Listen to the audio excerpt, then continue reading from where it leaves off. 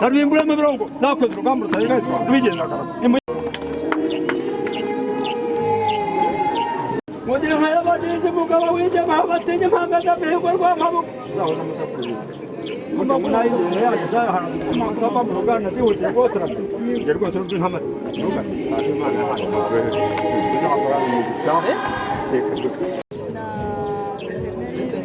yakagombye kumufasha abasha gukora n'ibindi binini bya vitamine n'ubwishingizi rero Musenyeri Bishop cyangwa se padiri cyangwa se shehe bafite umurimo ukomeye wo kongera komora ya mitima yakomerekeye mu rusengero kugira ngo n'uyu munsi bongere bahabonere reka ngo mugite ngo ubuntu bw'Imana no kuruhuka imitima kuko ariho hambere n'undi babonera umunezero no kugira ngo barusheho kwibuka neza none baniyubaha kubaka ubumwe bw'Abanyarwanda birumvikana ko ubumwe bw'Abanyarwanda bwasenyutse mu gihe cya Jenoside ni ngombwa ko itorero rigira uruhare mu kubaka bwa bumwe bw'Abanyarwanda. Gatete uretse ko agaburirwa n'amahanga na leta yagize ubugome bw'indengakamere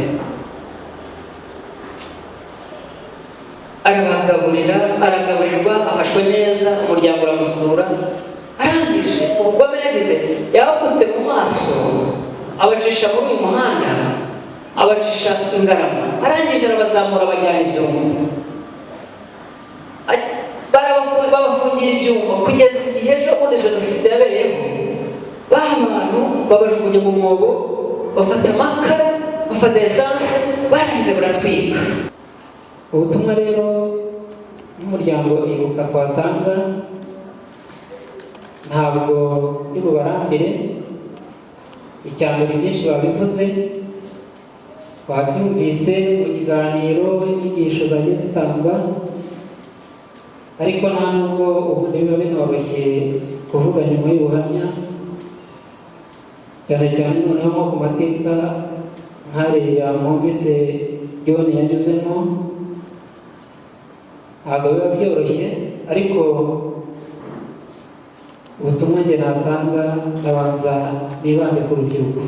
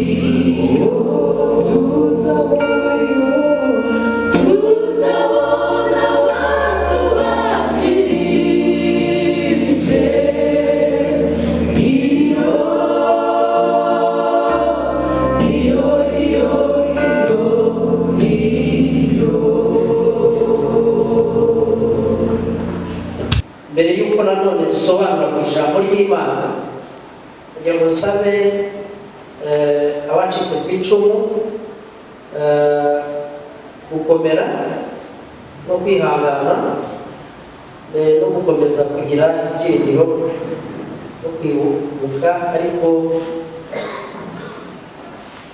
kwiyubaka cyangwa kwiyubaka kugira ngo babisobanure bihagije umuyobozi wa gahunda ndetse watanze ikaze itorero rya ADEPR ryakoraga gahunda yo kwibuka ku rwego rw'igihugu ndetse rimwe na rimwe bigakorwa no ku rwego rw'ururembo ariko kuba harabaye gahunda y'uko byakorwa ku rwego rwa paruwasi hari icyo bivuze.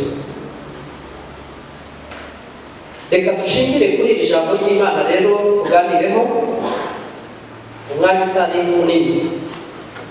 Iri jambo ry'Imana ryakoreshejwe n'umuhanuzi Yeremiya. Abasoma Bibiliya twese turamuzi, ari umuhanuzi w'igihe cya Isirayeli, igihe cy'Abisirayeli nyine mu gihe cye. Ahanini ahangaha yahanuriraga Abisirayeli bari barahuye n'akaga gatandukanye.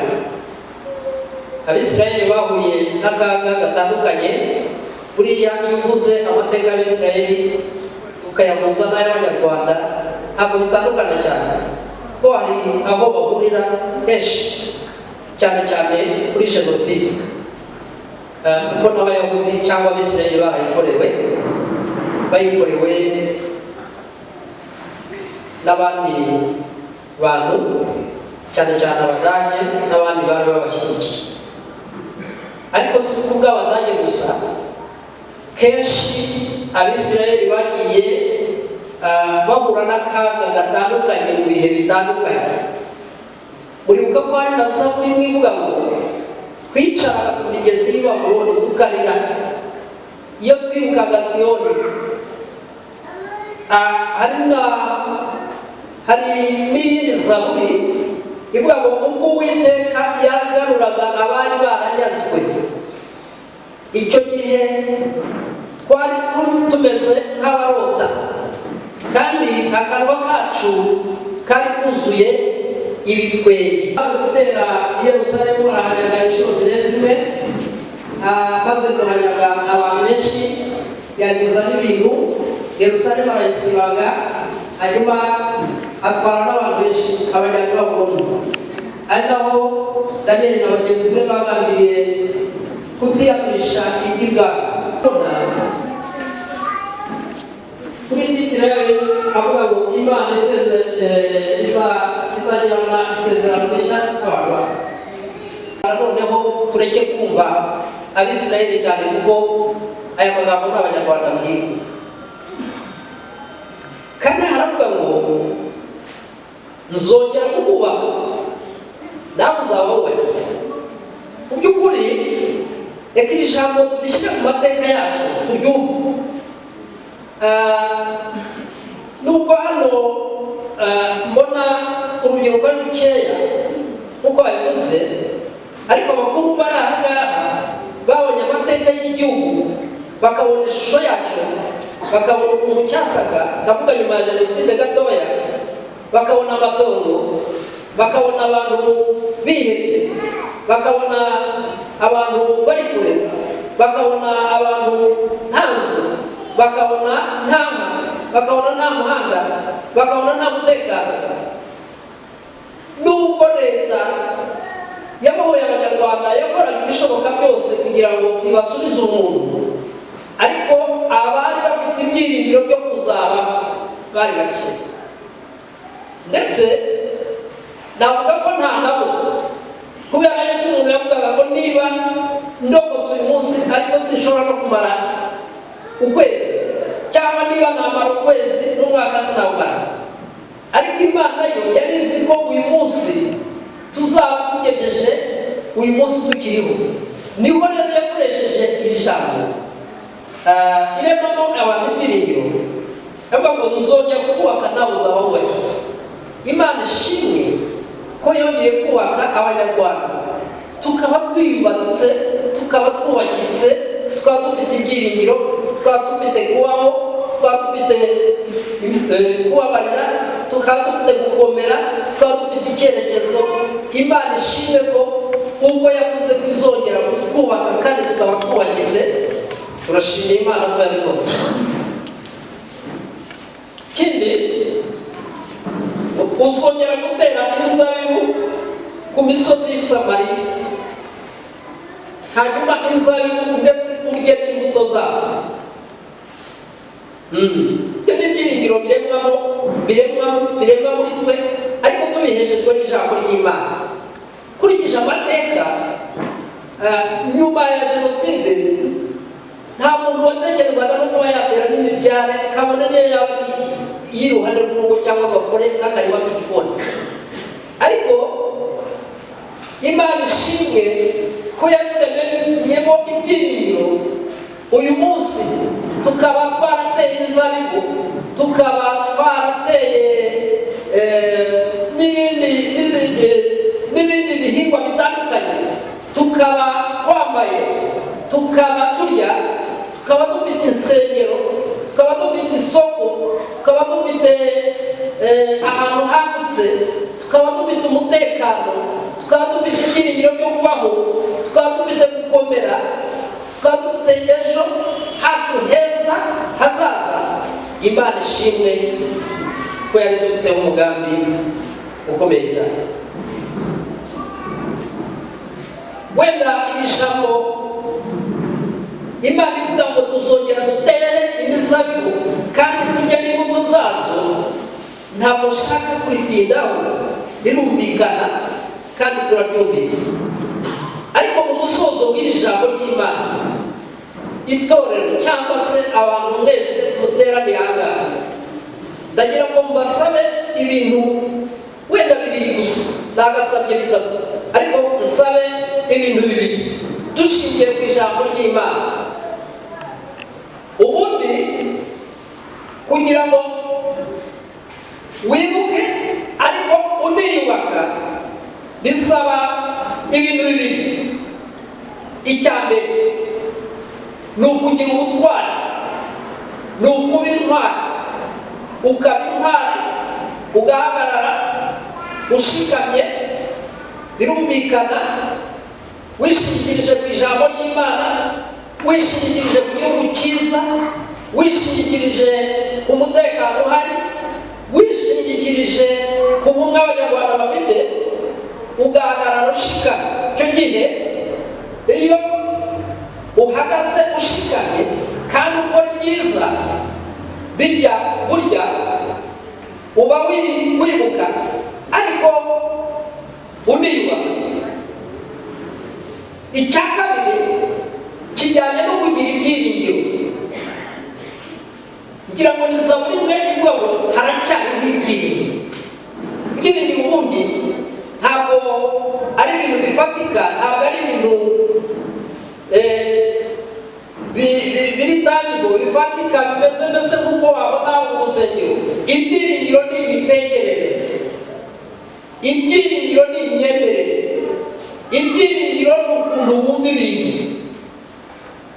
Haracyariho rero ibyiringiro yuko niyo igiti cyaba cyatewe, hari ibiti ushobora gutema wenda ntibishibuke, ariko byinshi muri byo birashoboka. Haracyariho ibyiringiro rero yuko niyo igiti waba ugitema cyakongera kigashibuka, kandi cyamara gushibuka kigakura kikaba inganzamarumbo, kikagara, kikazana ibibabi byiza, kigatora, hanyuma ikera imbuto kikera imbuto, ikindi basarura bajya kugikoresha ibindi, nacyo kikagara, kigakura, kikabyara umusaruro. Reka rero umusozo basabe kugira ibyiringiro, kwiyemeza, gukomera, kugira urukundo, kuba umwe, kubaka ejo hacu heza hazaza, bityo muri iyo migambi yacu myiza Imana izadushyigikira. Imana ishimwe ko yaduhaye igihugu cyiza, Imana ishimwe ko yaduhaye ubuyobozi bukunda igihugu, bukunda abaturage. Imana ishimwe ko yaduhaye abayobozi bita cyane ku baturage, kandi izakomeza no kubana nabo, atari none gusa no mu bihe bindi bizaza. Imana ibamugisha mu izina ry'Umwami wacu Yesu Kristo. Reka dukomeze kwibuka ariko twiyubaka. Mana, mu izina rya Yesu turagushimye cyane kubw'iri jambo rituremyemo ibyiringiro. Umuntu wabura ibyiringiro ntabwo yaba afite ubuzima bwuzuye. Niyo mpamvu iyo umuntu abuze ibyiringiro, imyaka yo kubaho kwe ishobora no kugabanuka. Ariko iyo umuntu agize ibyiringiro nk'uko Hezekiya yabigize, imyaka ye ishobora kwiyongera. Ni ukuvuga ko rero uyu mwanya turagusabye kugira ngo uturememo ibyiringiro, uturememo urukundo, turememo impuhwe, turememo imbabazi, turememo gufatanya, turememo kubabarira, uduhe kubaka ubumwe bwacu kugira ngo mwami igihugu cyacu kizatere imbere kandi igihugu si imisozi ahubwo igihugu ni abantu. Ngaho rero bana natwe tubwire ijambo kandi urushaho gukomeza kuridusobanurira mu izina ry'umwami wacu Yesu.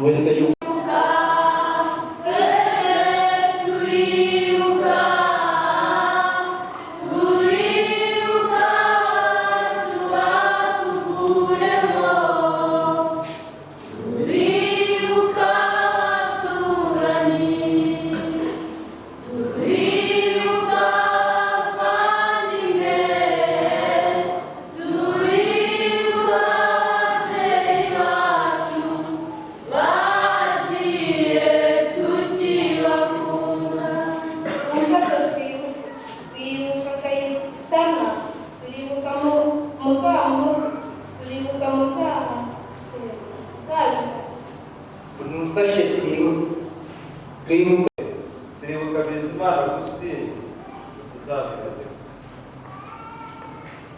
Mfashe twibuke turibuka Kantesi wagiye dushyingura ntituzamwibuke. Turibuka Mutabazi ntituzamwibuke. Turibuka Ntaganzwa ntituzamwibuke. Turibuka Simbizi ntituzamwibuke. Turibuka twese turibuka turibuka abacu batuvuyemo turibuka abaturanyi turibuka abavandimwe turibuka ababyeyi bacu tukibakunda. Mumfashe twibuke turibuka Kambanda tuzamwibagirwa. Mfashe twibuke Nyirantwari Lucas, turibuka Izuru,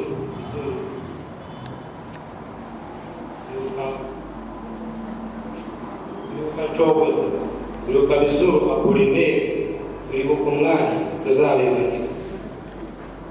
Mumfashe twibuke turibuka Simbizi ntituzamwibagirwa. Turibuka Christine ntituzamwibagirwa. Mumfashe twibuke turibuka Subwiza Epifaniya ntituzamwibagirwa. Turibuka mureke twibuke twibuka Irene Magire ntituzamwibagirwa ukuri. Mumfashe twibuke turibuka Hana Cecile na Mutigana na Frida ntituzabibagirwa. Turibuka twese turibuka. Mutari urakoze. Murakoze cyane. Yesu ashimwe. Reka ntangize ijambo ry'ihumure kugira ngo dukomere kandi twibuke twiyubaka.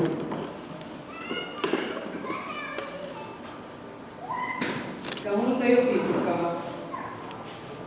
ari umurenge wacu wa Rugarama, akarere ka Gatsibo, n'Iburasirazuba, igihugu muri rusange ndetse n'isi yose muri rusange. Kwibuka ku nshuro ya 29 Jenoside yakorewe Abatutsi mu minsi 100 ni igikorwa dukora umunsi ku munsi, kuko turamutse tutibutse byazatuma twibagirwa, cyane ko iyo twibutse aho wavuye ntabwo umenya ubwawe, ntabwo nibuvuge byinshi babikomojeho mu ijambo ry'ikaze, ubutumwa cyangwa se mu kiganiro twahawe, ubuhamya twahawe na Rugigana, mu ndirimbo bagejejweho n'amakorali atandukanye, ndetse no mu ndirimbo tugejejweho n'urubyiruko mubonye imbere yayo. Bariya bana bose bavuye hano kuririmba imbere yacu, nkeka ko ufite imyaka myinshi ashobora kuba yaravutse nko muri 2006, 2001, sinzi niba ari 2001, 2002 barimo, ntabwo ni muri 2004, ubu ariyo myaka kugeza uyu mwana avutse uko angana kuri urebe uko tungana n'abandi bato. Bariya Jenoside barayumva uko tuyivuga, arayumva uko tuyiririmba, arabisoma mu mateka, arabyiga mu ishuri. Ariko nitugira ibyaha tukagira umwarimu mubi cyangwa se umubyeyi mubi cyangwa kuvuza abana babo. Ibyo ni byo nari guhereho mvuga ngo turasaba, turinginga, reka mvuga ngo turahendahenda abantu baturogera abana rwose batubabarira. Amateka yabaye mu Rwanda nta kindi twayagereranya nacyo. Hari ibintu bitatu utabasha gusobanura. Ntabwo wakwiyumvisha ukuntu jenoside yateguwe n'Abanyarwanda, igakorwa n'Abanyarwanda, igahagarikwa n'Abanyarwanda. Mu buzima busanzwe utabitekerejeho cyane ntabwo wabibuza. Ariko Umunyarwanda kera yaravugaga ngo Imana yigirwa hano igataha i Rwanda. Satani yaraje tumuha urwaho, aratwinjirira, araba yagize ibikoresho. Hari umuzungu wafashe umuntu, hari umuzungu wafashe agahinda. Yaraje arabanza atatanya bwa bwumvikane bwacu, bwa bumwe bwacu, mbese adutezamo umwijyane. Arabanza aravuga ngo ufite inkwi umuhinzi, umuhinzi ni umutwe, umutwa ni umuhigi. Si uko byari bimeze? Ese iyo tugenda icyo gihe cyashize uza n'uyu munsi bicaye hano tugiye gukoreshanisha kuri gahunda ya aho twese tukaba turi abatutsi. Ubwo mvuze gahunda ya Girinka nka gahunda twagejejwe n'umutoza w'ikirenga nyakubahwa perezida wa repubulika ko yatworoje. Niba ntanayifite mugenzi wanjye arayifite izabyara anyuruze, ubwo nzaba umututsi. Nitugendera ku gukororera aho turi aha twese ntidufite imirima tutawufite ntajya gucika agahinga. Twese turabona.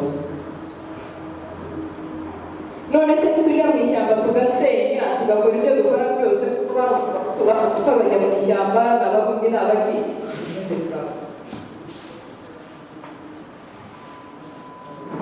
Usibye Satani kuza cyangwa se umwanzi se kuza agashyiraho ikintu kimeze nk'igicu akabanza akatubeshyera amazuru yacu. Ejo bundi ko twambaye udupfukamunwa, aya mazuru yacu maremare yigeze agaragara. Hari aho wari ujya ujya kurata udutu, hari aho wari ujya kwerekana ubutuze. Ubu se none ahantu uje nkakubaza ku muntu cyangwa uri umututsi wamenya icyo uri cyo? Ntidusaba nase bageni, ntidushyigikirana se, ntitwabyaranye se. Iturufu y'ubutu n'ubututsi n'ubutwa ntayo irya. Uyu munsi gahunda n'imwe ni umunyarwanda. Abana bacu bariga batavuze muri mwene kanaka. Nta nubwo baba baza haturutse. Twese turajya mu ishuri tukiga ikizamini cya leta cyaza tugakora twari. Abana bari hano barabibabwira agiye kuzuza ikizamini cya leta ashyiraho kode. Ko bakosora kode bakosora izina mwene kanaka. Ubwo narigeze aho kugira ngo mbereke inzira igihugu cyacu kimaze kugeraho cyubaka ubumwe, gishyiraho gahunda ya Ndi Umunyarwanda, kugira ngo dusabe abakuru aho turi hose tuganirize urubyiruko turubwire ukuri tudasiza kandi karange hirya ko amateka yaje akaba ibintu bikaba, ariko uyu munsi ari twebwe nkingi ya mwamba yo guhashya ingengabitekerezo ya jenoside uko yaba iri kose. Bya jenoside yakorewe abatutsi biracyahari kandi bitizwa imbaraga n'ubwiyongere n'imikoreshereze y'imbuga nkoranyambaga. Urubyiruko muri aha ngaha mumenye yuko urwo rugamba mugomba kururwana kugira ngo ukuri abe ariko gutsinda, cyane cyane nk'abakirisitu ni nako kugomba kuturanga. dushyire imbere y'ubumwe bw'abanyarwanda. Ibimaze kugerwaho ni byinshi kandi byubatse umusingi w'ubudaheranwa, dukomeze twubake ubudaheranwa n'amateka. Nsoze ngira nti mu gihe cyo kwibuka ku nshuro ya 29 Jenoside yakorewe Abatutsi, dukomeze guha icyubahiro abayizize, dufate mu mugongo abayirokotse, twimakaze umuco w'amahoro, twamaganire kure ibikorwa byose ndetse n'amagambo yose agaragaramo ingengabitekerezo. Murakoze cyane.